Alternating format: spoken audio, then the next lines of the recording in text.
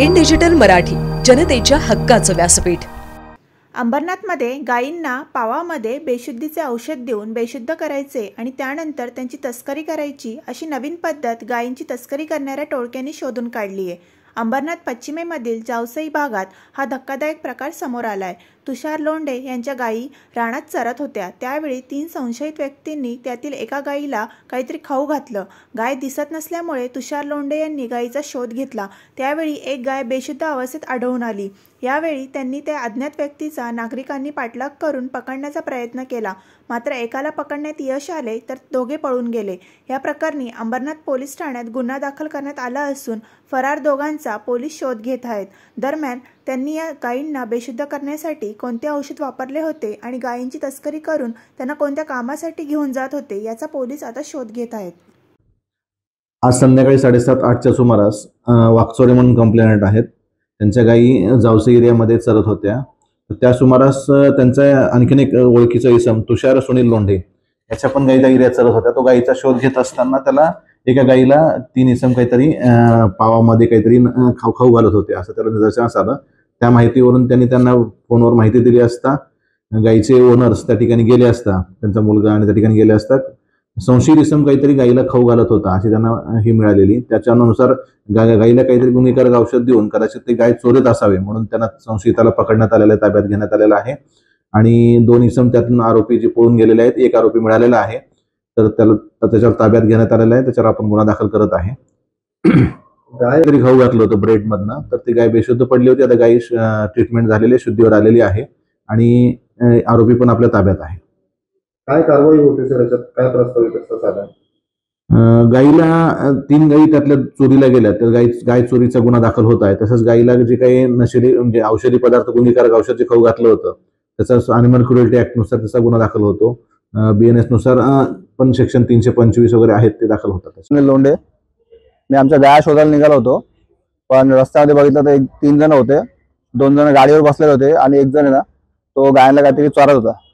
तर मी याला फोन केला, याचा पण गाय होता ना, त्याला फोन केला का इथं असं काहीतरी प्रकरण घडतंय म्हणून। तर येस्तोवर ना ते पळायला लागले। ते पळाले आणि क्वार्टर्समध्ये जाऊन खाली क्वार्टर्स आमच्या इथं तिकडे लपले। आम्ही पहिले गाय बघितली, गाय बेशुद्ध पडली तिकडं।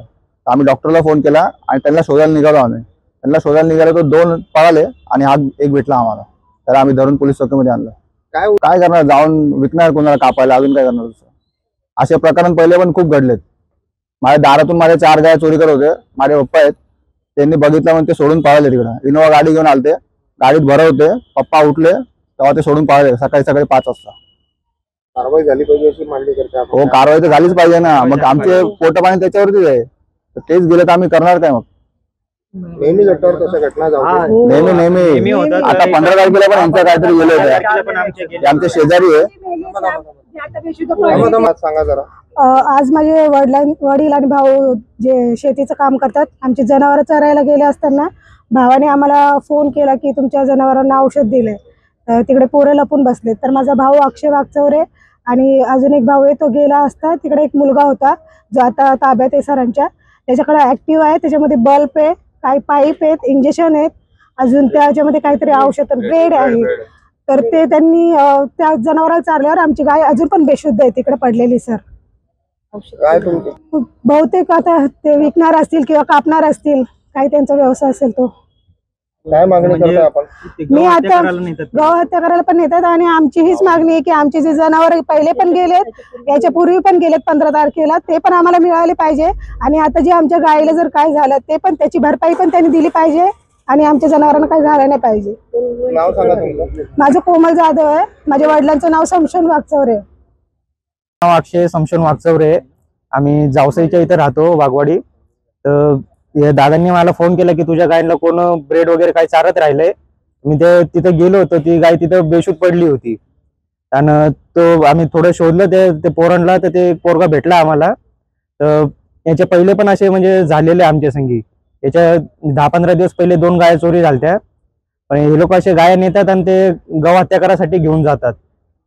तर कुठेतरी थोडं पोलिसांनी आम्हाला सहकार्य केलं पाहिजे की असे वापस घटना होऊ नये करून। तुमची काय मागणी आहे? आता आमची मागणी अशी काय, या पोराला ज्याला पकडलंय तर याच्या मागे कोणाकोणाचा हात आहे त्यांना पण पकडलं पाहिजे, आणि याच्यासोबत अजून 2 जे लोक होते ना तर त्यांना पण पकडले पाहिजे. गाई चरायला तुम्ही सोडून देता का सोबत कोणी नसतं? सोबत पण असतो आम्ही. तर कधी कधी म्हणजे थोडं आम्ही चहा वगैरे प्यायला गेलो असं काय झालं तेव्हाच फक्त मागं नाही राहत. डोंगर भाग आहे जरा मागं. कसं डोंगर भाग आहे ना, तर ते कधी या साईडला येतात. असं झालं तर थोड्या चुकीने या साईडला आज आल्या, आणि हे दादा आज अचानक शोधतच होतं त्याचे जनावर, त्याचे भेटले नाही अजून पण. आता पण 2 गाय त्याच्या आल्या नाहीत घरी. तर म्हणजे शोधत असताना त्यांनी अचानक त्याची नजर गेली, तर ते पोरं करत होते. तर त्यांनी समजलं याला की म्हणजे ते लोक काही चुकीचं करण्यासाठी हे करत राहिले करून. तर तेव्हा त्यांनी मला फोन केला. तर त्यांनी जसं यांना बघितलं तसे ते लोकांनी म्हणजे तिथून पळायला लागले ते. आणि ते ऑर्डनस मध्ये कशी जागा खाली ना भरपूर, तर ते बिल्डिंगच्या मागे जाऊन लपले होते. आता कुठली गाडी घेऊन आले होते दादा ते? ते त्यांच्याकडे एक्सेस गाडी आहे आणि नंबर म्हणजे ते गाडीच्या डिक्कीत जे गायला इंजेक्शन मारलं ना ते इंजेक्शन आणि ब्रेड वगैरे काय औषध आहे त्याच्यात, तर ते गाडीच्या डिक्कीमध्ये आता पण. हा, आणि आज किती चोरले? आमच्या कमीत कमी 5-6 जनावर गेलेत आणि यांचे 10-15 जनावर गेलेत, आणि आज पण आमचे 3 जनावर मिसिंग आहेत, अजून भेटले नाही. ते शोधत होतो, त्याच्यामध्ये बघितलं हे प्रकरण दिसलं मला आज. आमचे जनावर भेटलेच पाहिजे.